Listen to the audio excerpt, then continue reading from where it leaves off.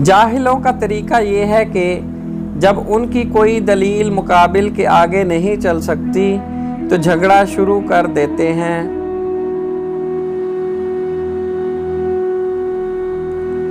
खबरदार, किसी भांड से अपनी तारीफ ना सुनना, वो कंगाल तुझसे नफ़ा का उम्मीदवार है।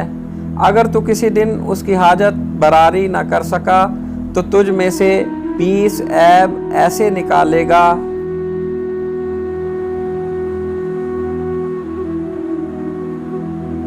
तलबे इल्म से शर्म मुनासिब नहीं, क्योंकि जहालत शर्म से बदतर है। जो शख्स के खूबसूरत घोड़े और कीमती लिबास से फजीलत हासिल करना चाहता है वो जाहिल है, क्योंकि घोड़े की फजीलत दूसरे घोड़ों पर और लिबास की फजीलत दूसरे लिबासों पर होगी, ना कि खुद उसकी।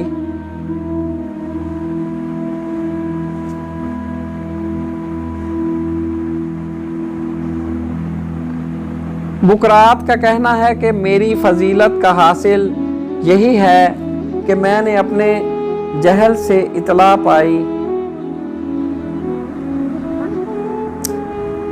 जाहिल का ज़ाती तजर्बा सिर्फ इस कदर होता है कि उसके पेश नज़र रहता है, मगर आलिम को इल्मी कुतब की वर्क गर्दानी से हज़ार साल गुज़िश्ता व आइंदा का हाल घर बैठे मालूम हो जाता है।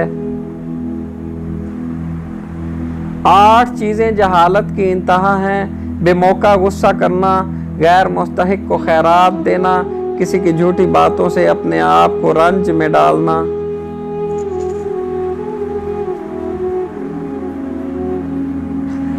दोस्त दुश्मन में तमीज़ ना करना, ना अहल को राज बताना, बेवफाओं के साथ नेक गुमान रखना, बेफायदा ज़्यादा बातें बनाना, ना आजमूदा से कुछ उम्मीद रखना।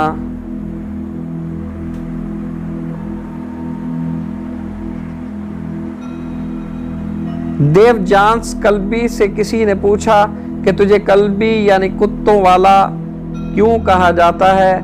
कहा, इसलिए कि कलमा हक को सख्ती के साथ अहले वतन के मुंह पर कहता हूँ और जाहिलों पर आवाज़ें कसता हूँ।